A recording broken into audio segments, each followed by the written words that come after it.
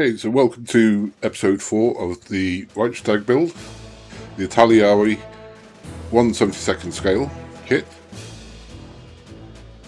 And we're now on to the final stage, which is building the main hall. And we're going to start with the upright structures. Now these were quite difficult to fit initially. Actually required some of the front panels in order to be placed properly. So we'll get on with that.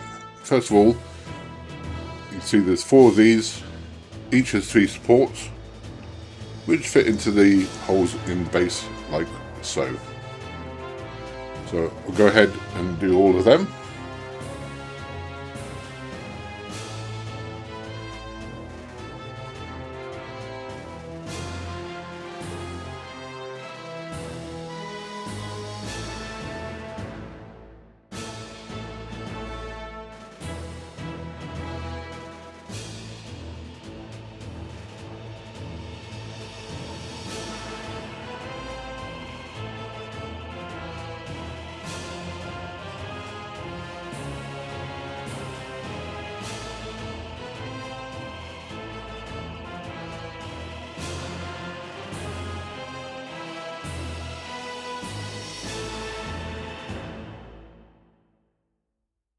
The next part is the cross member that goes between the 4 supports, and this is an alternating slot fitting. So you need to line up all 4 sections with their corresponding slots, push it into place, and then it can be reinforced and glued.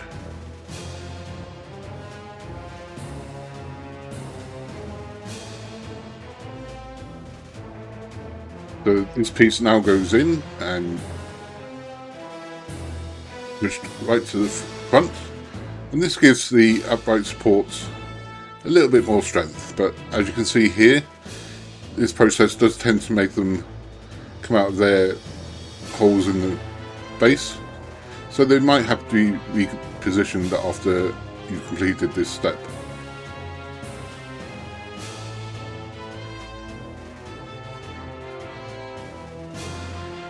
In hindsight, I should have repositioned all the supports and then somehow secured them in place while the glue dried, instead of carrying on with the build. Instead, waiting till the glue had completely dried. At this stage, you live and learn.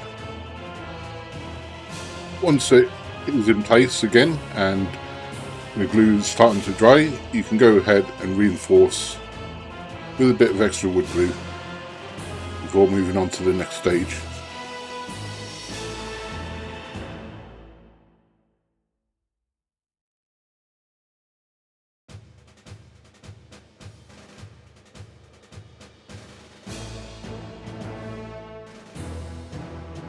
The next stage is 3 front fascia panels with the blocked out rear section, slightly less blocked out middle section, and the actual doorways on the front section. And these fit on the pegs on the upright supports that we just fitted.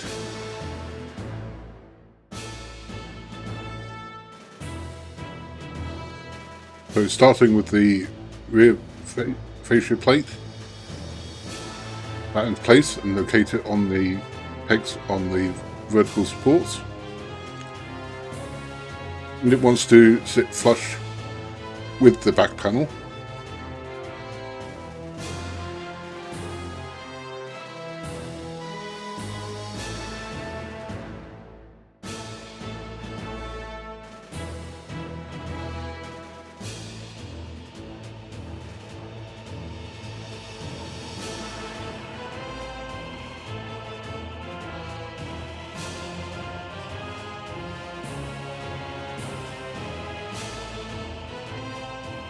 All section can be fitted in exactly the same way, so that it's flush with the rear panel. As always, it's best to dry fit it first before adding any glue.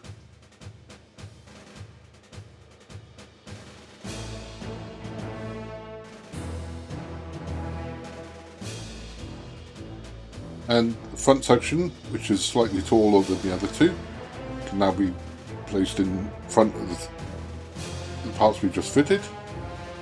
And at the top of the front panel is a U-shaped bracket that locates the sidewalls. So that can be dry fitted at the stage as well. Once you're happy, go ahead and glue everything into place and then fit the sidewalls.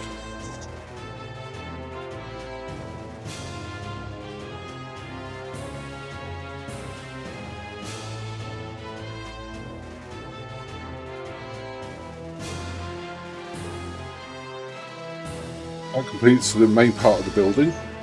So we're now going to move on to the front colonnade and the arched entranceway. Before we do that, there's two rectangular features that go on the front of the building. So these can be put into place and glued. They simply fit on the only two pins that are still coming out of the front of the building, so it's obvious where they fit. Just a liberal spread of wood glue and put them into place, and there's one on either side of the frontage.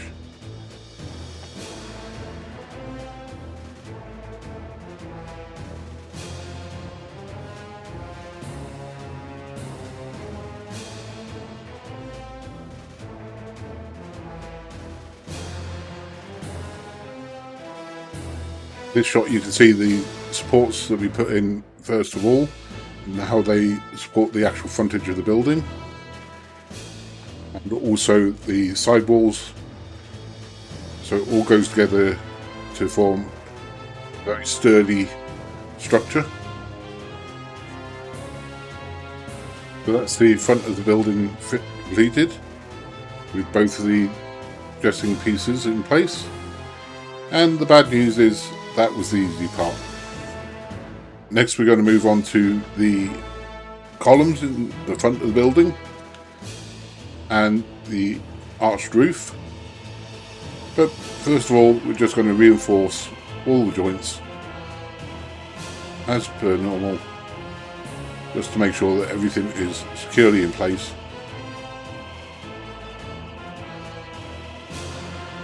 So we're going to start off with the columns first, and as with the side towers, the columns have three specific parts. They have the inner core, which is these interlocking pieces that form a cross and have a locating tab on the bottom. Just go ahead and make 6 of them.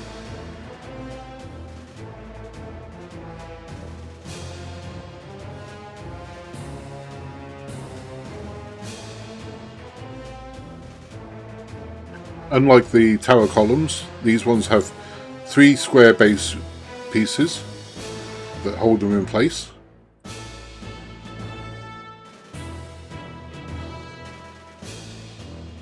There's also 2 half columns on the front of the building, and these are going to require these half base pieces. These half column pieces consist of a central support, and this just fits with tabs into the front of the building. And these can be glued straight in.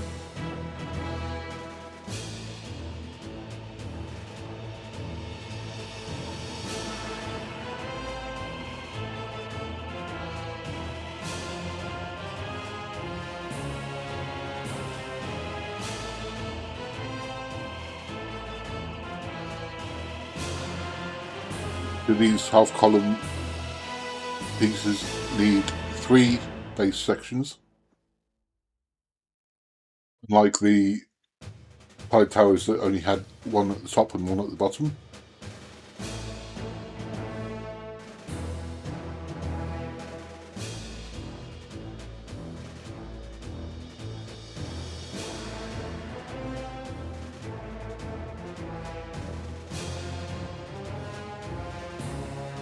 and they require 2 infill pieces to give the columns their shape.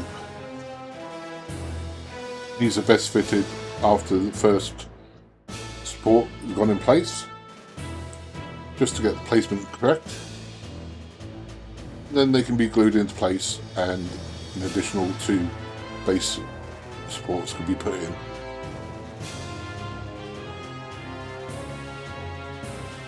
The top support is actually the piece that goes just underneath the top arch, so that won't go in for now.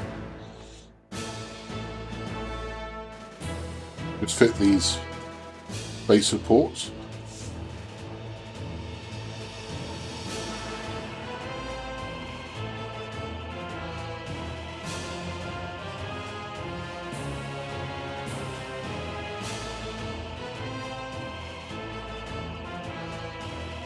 And repeat the process for the second half column.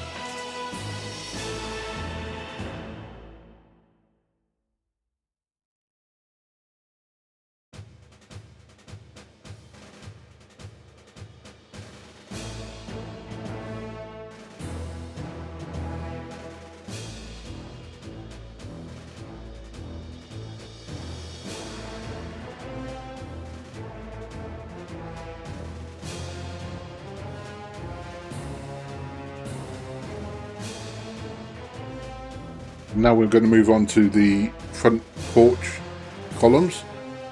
Again, these are slightly different to the tower columns. They need 3 base pieces, and I find it best to put these on when it's still just the column core cross piece to help put them in place. Just slide them on. The top of the columns at the front here are slightly different. They have a little lip, which means that the top support collar can't go on until they're in place, with the infills as well. As they slip down onto the top of the lips. As you can see, it can be a bit awkward getting all the pieces lined up to get the top cap on. But with a bit of perseverance, it will eventually slip into place and slide down as far as the out-jutting lips. These columns, however, do require 4 infills to give them the full column shape. Did find putting an elastic band around the middle of the column did help to line everything up.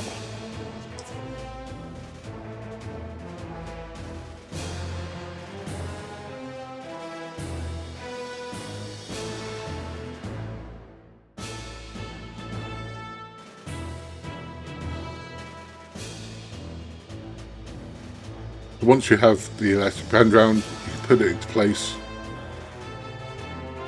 Slide the 3 support pieces down.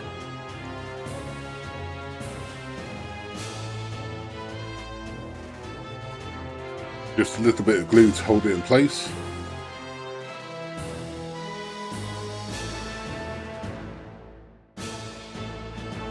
And you'll find that it's quite sturdy with the 3 bottom pieces.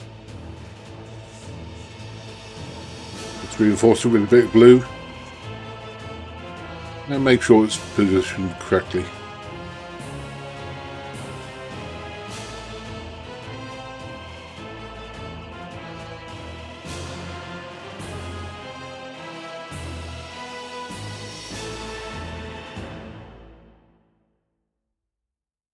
And you can repeat the process for the other 5 column cores. Put them in place. And you can see with all the columns in place and secured, with the top caps fitted, there's about a 3mm extra extrusion at the top. And this will take the next part, which is the base for the arched roof. And this is the piece that actually holds all the columns in position. As you can see, it's got cutouts for the half columns at the back and holes for the front columns. So just go ahead and fit this into place. Locate all the columns in the holes and add a bit of glue just for a bit of added structural strength. We're getting very close to the end now, and the next part is a little border wall that goes around the top of the columns. This is just to hide the plate for the columns to locate into, and it's just a long front piece and two side pieces. These can be dry fitted and then glued into place, and the rest of the arched roof can be completed.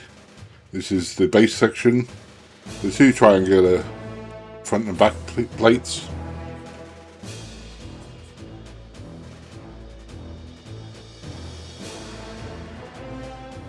Plate that supports the middle of the structure.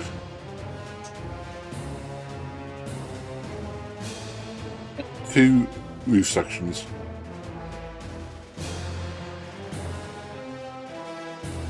So we can put in the side pieces. Be a bit tricky.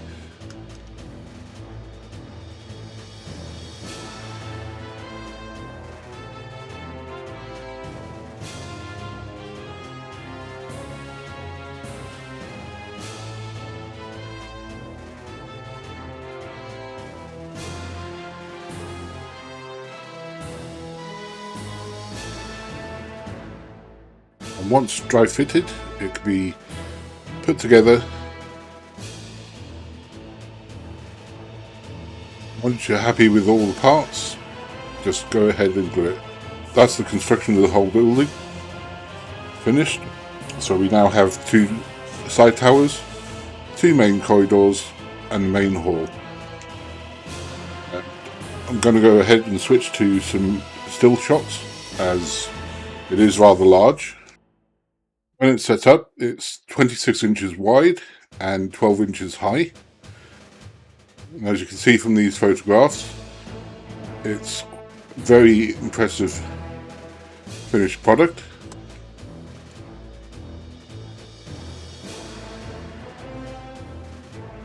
Quite detailed for laser cut MDF.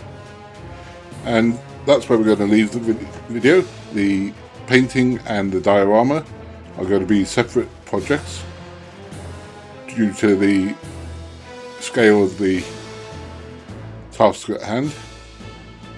So I hope you enjoyed the video. If you have, please like and subscribe, and I'll see you next time.